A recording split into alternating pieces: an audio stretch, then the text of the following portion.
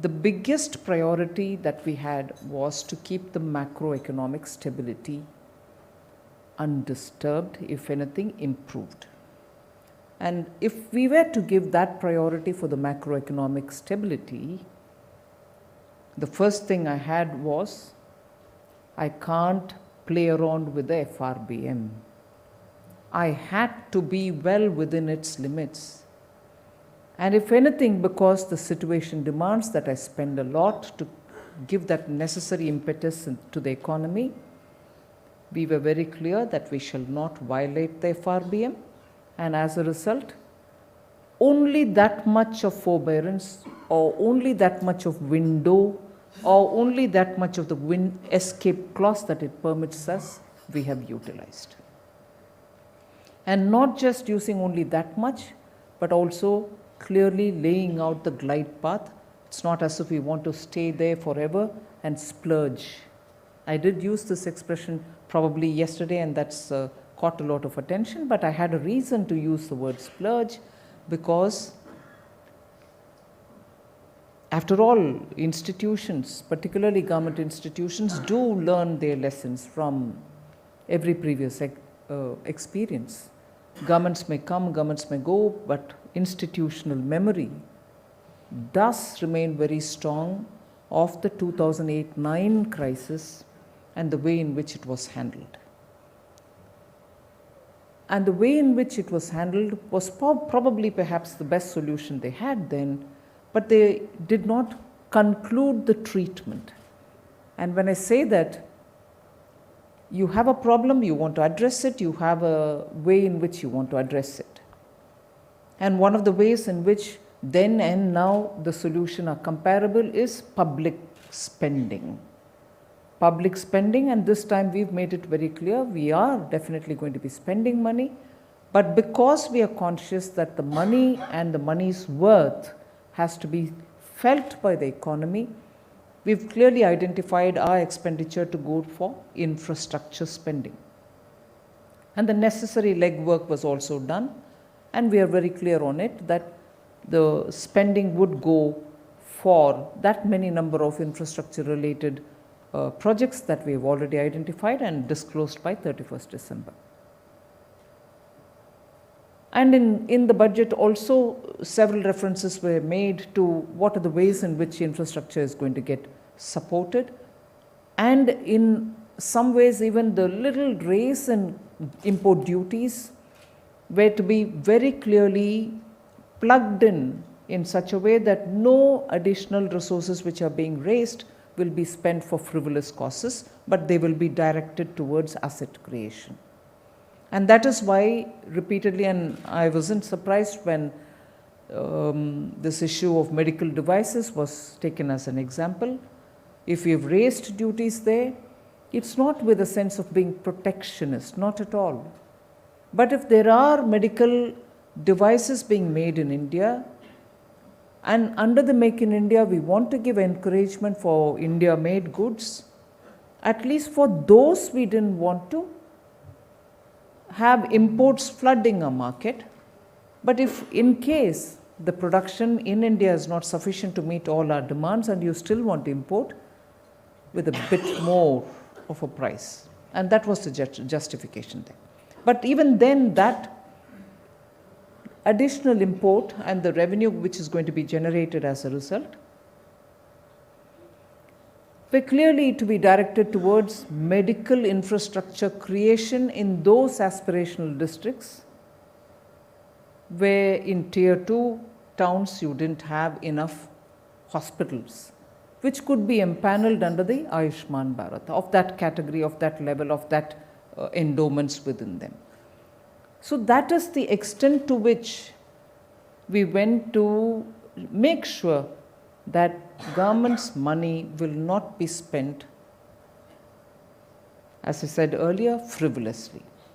And similarly, by having given my fiscal deficit number for the next year, I am also indicating clearly, in contrast to what had happened in response to 2008-2009, I am also clearly indicating that I am going to clearly lay a glide path so that the treatment to the economy, which is now so demanded and justifiably demanded, will be given with a clear monitoring. We are not going to leave it unendingly, as though there's never going to be an end, the treatment has to continue forever. No. If the economy shows clear improvement, we shall focus on our attention for something else. That's the difference between 2008-9 treatment and now. And because it was left without an end, the splurging continued. And between 2014 and 19, we had to sort that mess out, which resulted in the twin balance sheet problem. So I want to very clearly speak before you that public spending going towards infrastructure and public spending being done because that's the demand of the moment is also being done responsibly. And in that, I would want the industry also to keep giving us the necessary feedback that it is happening and it is happening timely. I shall take the entire responsibility of making sure the budget's implementation, about which a lot of people have already started writing. It's all right for stating so many things in the budget. Who's going to be monitoring its implementation? The whole secret is in the implementation, is what many people have already started saying, and they are right in saying that. So we shall be spending a lot of time looking at the implementation, not spending time to announce the notification of the rules or the methodology in which we are going to do. We'll be on our toes. So that is the first point I would like to present before you. And the second is, there's no shift from Make in India. I've also seen this little concern being expressed. Is it now going to be Assemble in India and you're going to forget Make in India? No.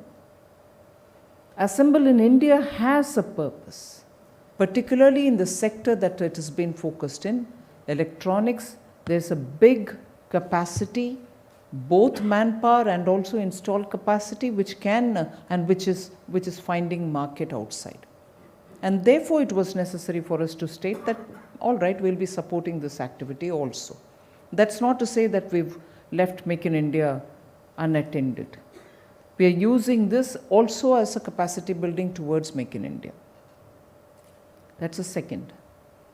Third, repeatedly we've had this thing about rural distress, you're not attending to it. Which isn't true also, because from July we had been addressing somewhat issues related to rural distress, consumption and the real income issues related to the rural India. But then we made it a point to list out those specific, and that is why you had a list of 16 action points, all under the aspirational India. Why did we call it aspirational when we were talking about rural development, when we were talking about skills, when we were talking about education? Because that's where you have the majority of the youth who are either asking for skills or asking for jobs or asking for better access to good quality education. So we clubbed it all to say that is where aspirational India's action points are needed, and therefore we laid out the action points and also very clearly announced the allocations for each of them. But then that is where industry also has, I think, a big opportunity. In that, if in the rural India we are looking at capacity creation, storage creation at the block level, storage for not just grains but also horticultural products. Storage also making sure that the grains are kept for a certain period, not just for a quick transmission into an FCI godown. Blue economy. Hospitals in every district. These are all going to be resulting in a lot of demand for core industries products. And that's not going to be just one-off, it's going to be steady increase in demand for core industries. And that's where majority of you are. And similarly, together with it, the commitment that we've given about environment. And therefore, the money which is being allocated to it is also going to create a lot of demand for those farmers who are now going to have solar power generation capacities in their particular piece of land or in the barren lands of the villages. A group of villagers whose lands are barren because rains no more reach them, there is no irrigation there, can happily demand capacities to be installed in their land. Their equity would only be the land, but the rest of it can be from anybody else. And obviously the concessional rate given for energy production is also going to have a trigger in the capacities which will get established in the rural areas. So if very quickly I can put those things under aspirational, commerce and industry, we've spoken so elaborately about what we want to do about exports, about the way in which we want to support exports, compliant with WTO norms. We're not forgetting anybody. We're also making sure newer areas like the textiles will come up with such textiles which will be useful for the modern day requirement, today's requirement.